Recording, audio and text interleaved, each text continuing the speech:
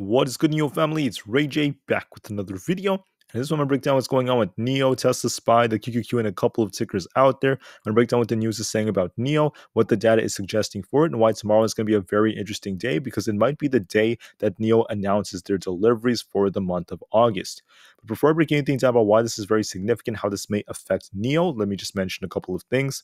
I am personally not a financial planner, so take none of this as financial advice. And also, if you guys can, please check out the Moomoo link, which is down below and in the description. If you sign up for Moomoo, the link down below, and deposit $100 into the account, you're guaranteed 5 free stocks plus a $50 cash reward. And the offer ends today in just about 8 hours. So check it out before they run out. The offer is almost over. Anyways, when it comes to NIO, how are things looking? So unfortunately, the market started to sell off today. However, despite this sell-off potentially happening, NIO is starting to look weaker and more bearish from a technical standpoint. Right, that's my honest opinion. It's looking a little weaker right now. However, it is not the end of the world because we have one sign of hope for the next couple of days. Tomorrow is going to be September 1st here in the USA. Now, this is important because usually around this time, NIO announces their deliveries. They give us the numbers for the month of August. If NIO kills it for August, we're going to see NIO get a very nice bounce. If their deliveries are not that great for the month of August, then NIO could continue to sink. So I don't know what the deliveries are going to be like. They should be coming out tomorrow. If it doesn't come out by tomorrow, then they're going to be coming out over the weekend. We'll have to find out. Usually it comes out the first day of the month. That's what typically happens. There's no set date for it. It really depends on when they get the numbers together and start posting the numbers. So just be prepared for this. For tomorrow, for the markets, we also have some other important things going on.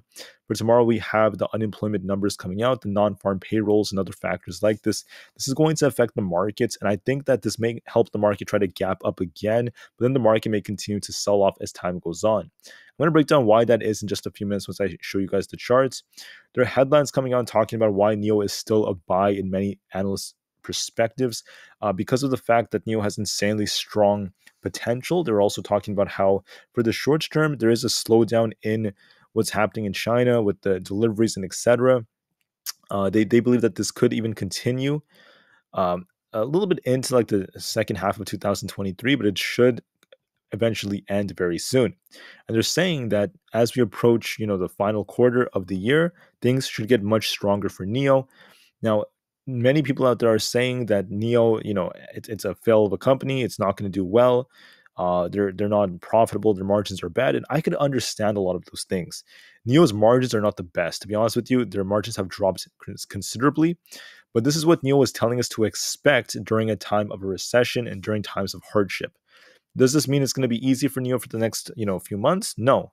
Things could remain difficult for them. But as time goes on, this company most definitely still has potential to bounce and continue pushing because of the fact that as time goes on, I do believe that those margins will improve, and I think their deliveries should improve considerably with the new ES6. So I'm still bullish for the longer term, guys. For the short term, it's looking a little bit more bearish, but this could all change depending on what data comes out for tomorrow. The last thing that NIO put on their Twitter page was the report from their Q2 earnings. They missed on EPS and revenue, but this is for Q2 when their numbers weren't as good. For this next quarter, right, so far deliveries have been very strong for the month of July. Let's hope we get good deliveries tomorrow. If we get good deliveries tomorrow, NIO could bounce. There's a possibility of it. If deliveries are just okay, because things are slowing down in China, so I'm not expecting anything too strong. But if they're just okay, then it is what it is. NIO could still end up maybe not do as well. Now, despite this, Mizuho is still saying to buy NIO. They're still giving it some good ratings. The price-price ratio is falling, so NIO is losing lots of strength. It's looking weaker. And from a technical standpoint, NIO is green about 53% of the time on Fridays historically. Now, the short interest ended up going up. We saw about 38 million NIO shares shorted just a couple of days ago. This is pretty insane, and we might see a lot of shorting continue because of this. So with the excessive shorting going on, this is causing NIO to start dropping harder.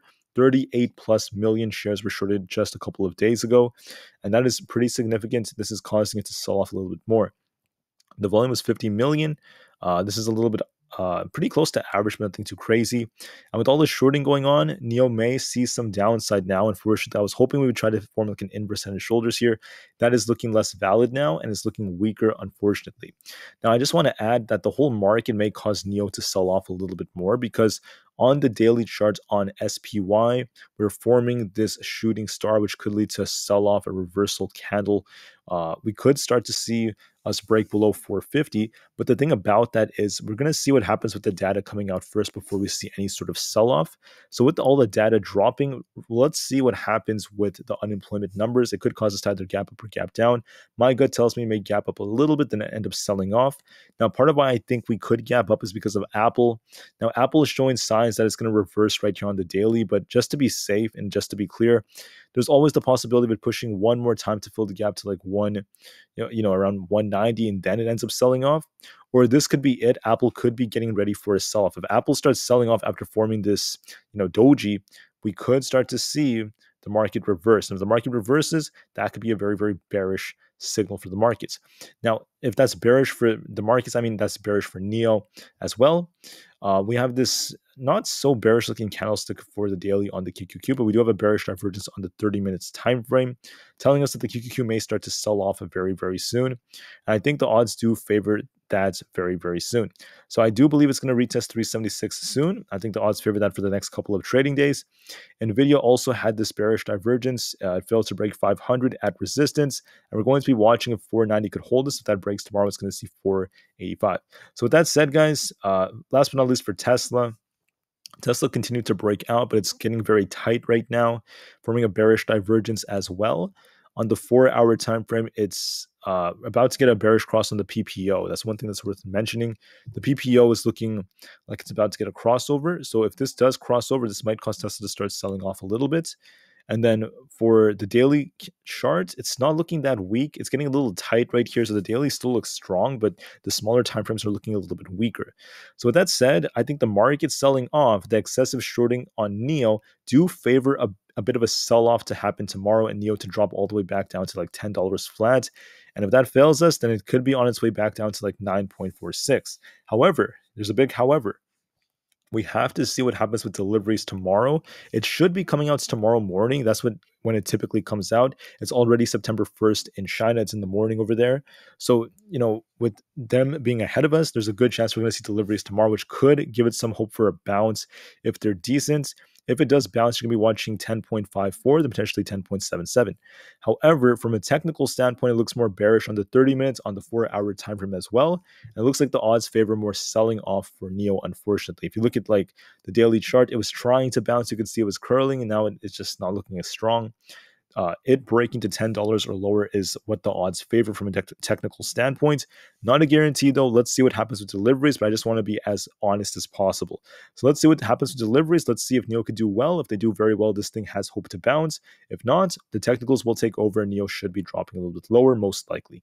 I know it's not what you want to hear, but I want to be honest with everyone. I'm still bullish for the long term for NIO. This is just a short-term projection. And with that said, I thank you all so much for listening. Get ready for the numbers for tomorrow if they do end up coming out. They should be coming out tomorrow. They typically come out the first day of the month. So hopefully they did well for August, and we'll find out very, very soon. But until then, thank you for listening. Have a great day. NIO to the moon, because the long term is still very bright despite these short-term fluctuations. And peace out.